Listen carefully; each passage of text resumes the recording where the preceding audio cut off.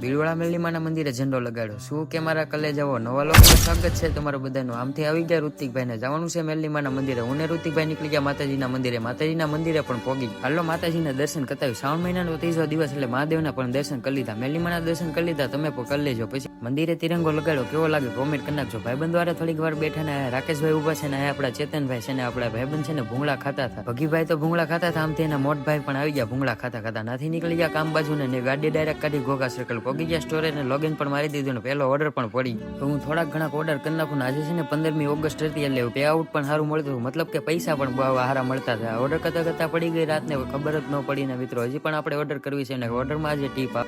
Order દઈને પહોંચ્યા સ્ટોરે. એક ભાઈ મળ્યા કે મારો નાનો ભાઈ તમારા વિડીયો જોવે છે. ભાઈ વોટ્સઅપમાં પણ મને દેખાડ્યું. પાછા હું થોડા ઘણા ઓર્ડર કરી નાખું. ત્યાં લગી તમે લાઈક કરી નાખો ને આપણો વિડીયો કેવો લાગે છે ને આજનો લોગ અહીંયા લગી તે મજા આવી તો લાઈક શેર સબસ્ક્રાઈબ કરો. ગાયમ ગા ફોલો કરી નાખજો. આજનો લોગ અહીંયા લગી તે બાય બાય.